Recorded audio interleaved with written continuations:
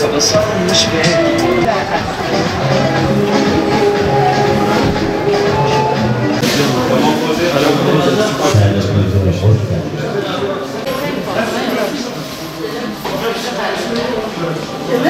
Biz Van Umut Kervanı Derneği olarak bizde kaydı bulunan muhtaç, yetim aileler yararına kermes düzenliyoruz.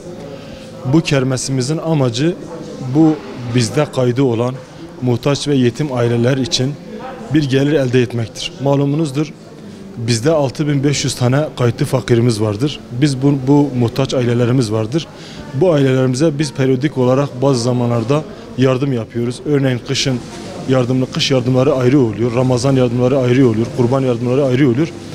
Bugün ise hayırsever esnafımızın bize göndermiş oldukları malzemelerden bir satış yapıyoruz ve bu satıştan elde ettiğimiz geliri biz bu yetim ve muhtaç ailelerimize harcıyoruz. Onların ihtiyaçları için harcıyoruz. Buradaki amacımız şudur.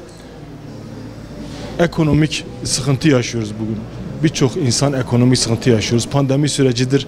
Birçok işsiz aile vardır. Aile sayımız, muhtaç aile sayımız gün gittikçe artıyor. Dolayısıyla ihtiyaç sayısı da artıyor.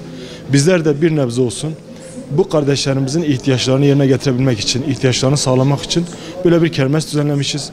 Elhamdülillah kermese rağbetimiz iyidir. Müslüman kardeşlerimiz, halkımız rağbet ediyor. Yani kendilerinden şunu istiyoruz. Burada yapacakları her alışveriş bir yetimin ya da bir muhtaç ailenin ihtiyacını karşılayacaktır. Onların evinde olan bir gediği dolduracaktır. Dolayısıyla kardeşlerimizden istirhamımız şudur ki burada elimizde uygun, fiyatları gayet uygun olan malzemelerimiz vardır. Giyecek vardır, yiyecek vardır. Her türlü ev eşyası ihtiyaç olan bütün ihtiyaçlar, yani bütün ihtiyaçlarını buradan karşılayabilirler. Dolayısıyla gelip buradan alsınlar. Bu yaptıkları yardım, alacakları malzemeler hem ihtiyaçlarını muhtaç olan kardeşlerimizin ihtiyaçlarını karşılayacak, hem de kendi ihtiyaçlarını görmüş olacaklar. Dolayısıyla böyle bir kermesimiz vardır. Biz kardeşlerimizden rağbet bekliyoruz. İnşallah Allah-u Teala hayırlara vesile kılsın.